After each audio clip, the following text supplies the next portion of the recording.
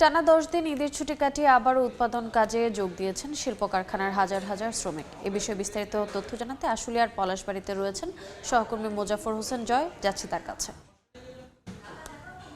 জয়,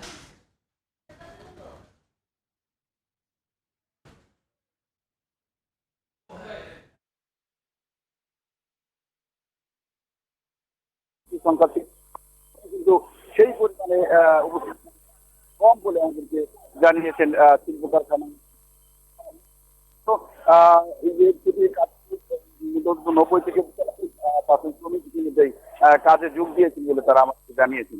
মূলত এই কারখানা থেকে যে যাদের সেই সিদ্ধান্ত হয়েছে ঢিলে ঢালা ভাবে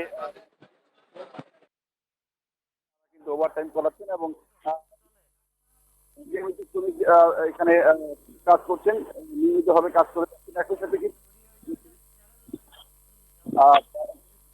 তারা বলছেন যে এই সিদ্ধান্তে প্রায় 95% শ্রমিক ইতিমধ্যে কাজে যোগ দিয়েছেন, বাকি 5% শ্রমিক হয়তো একদিনের মধ্যে কাজে যোগ দিবেন। উৎপাদনমুখী এই শিল্প কারখানার দিকে মূলত বলছেন যে দু একদিনের মধ্যে আর যারা বাকি আছেন তারাও যোগ দিবেন। তবে যাদের সিদ্ধান্ত রয়েছে তারা সাধারণ অতিরিক্ত ওভারটাইম বৃদ্ধি করাচ্ছেন বলে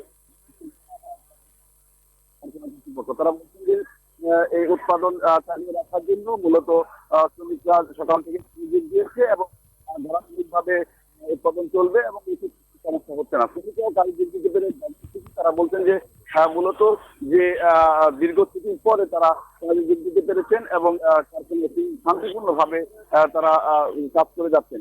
আমাদেরকে শিল্প কারখানা কর্তৃপক্ষ জানিয়েছেন যে সিদ্ধান্তের বিষয়টি মাথায় রেখে প্রায় নিয়মিত ডিউটির অর্থাৎ নিয়মিত কর্মঘণ্টার পরও অতিরিক্ত কর্মঘণ্টা পরিচালনা করার জন্য তারা সিদ্ধান্ত নিচ্ছেন এবং সেক্ষেত্রে তারা হয়তো 2 ঘন্টা করে ওভারটাইম করাবেন বলে জানিয়েছেন। তো আশুলিয়া শিল্পাঞ্চলের পলাশবাড়ি থেকে আজকে গার্মেন্টস কাজে যোগ দেওয়া নিয়ে এই ছিল সর্বশেষ।